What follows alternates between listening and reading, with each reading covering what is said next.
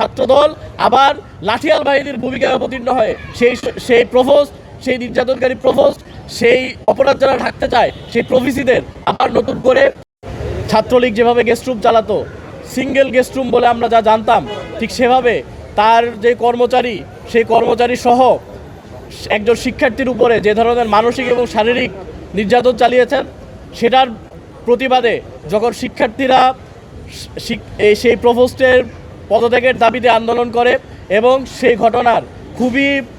একটি নিরীহ দাবি, অর্থাৎ সিসিটিভি ফুটেজ দেখার জন্য যখন দাবি করে, তখন আমরা দেখতে পেরেছি যে এই বিশ্ববিদ্যালয় প্রশাসন তাদের কৃত অপরাধ ঢাকতে তারা হেন কোনো পদক্ষেপ নেই যেটি তারা গ্রহণ করেনি। তারা প্রতিটা ক্ষেত্রে অপরাধীকে বাঁচানোর জন্য চেষ্টা করেছে। আমরা দেখেছি তারা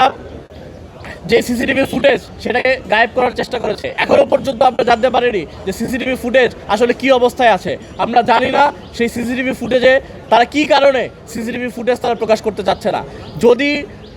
সেই শিক্ষার্থীর আনিত অভিযোগ মিথ্যা হয়, তাহলে সেই শিক্ষকের সম্মান বাঁচানোর জন্য হলেও এই বিশ্ববিদ্যালয়ের প্রয়োজন ছিল সেটাকে সবার সামনে উন্মুক্ত করা। কিন্তু আমরা জানি সেই ধরনের নির্যাতন চালিয়েছে, ফলে তারা এই সিসিটিভি ফুটেজ কোনোভাবেই জনসম্মুখে আনতে পারবে না এবং আপনাদেরকে সেই সিসিটিভি ফুটেজ দিতে পারবে না, কারণ তারা এই ধরনের অপরাধের সাথে জড়িত এবং এই প্রভোস্ট আরও এই ধরনের অপরাধের সাথে জড়িত ছিল। আমরা গতকাল এই ঘটনার পরে দেখেছি বিভিন্ন পত্রিকায় নিউজ হয়েছে, বিভিন্ন পোর্টালে নিউজ হয়েছে, তিনি অন্য একটি বেসরকারি বিশ্ববিদ্যালয়ের আরেকটি পদে ছিলেন, কিন্তু শিক্ষার্থীদের প্রতিরোধের মুখে, শিক্ষার্থীদের আন্দোলনের মুখে তাকে সেই বিশ্ববিদ্যালয় ছাড়তে হয়। অর্থাৎ তার এই ধরনের আচরণের অন্যান্য উদাহরণ আরও আগেও ছিল, যে যারা এই ধরনের অপরাধ করেছে এবং যারা এই ধরনের অপরাধের সাথে জড়িত এবং যারা এই ধরনের অপরাধকে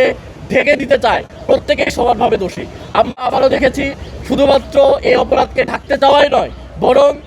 তারা লাঠিয়াল বাহিনী নিয়ে এসে, আমরা আগে যেরকম ক্যাম্পাসে দেখেছি যে ছাত্রলীগ আগের সময়ের প্রশাসনকে উদ্ধার করার জন্য ছাত্রলীগ চলে আসতো, ঠিক তেমনই ছাত্রদল আবার লাঠিয়াল বাহিনীর ভূমিকায় অবতীর্ণ হয় সেই প্রভোস্ট, সেই নির্যাতনকারী প্রভোস্ট, সেই অপরাধ যারা ঢাকতে চায় সেই প্রভিসিদের আবার নতুন করে তারা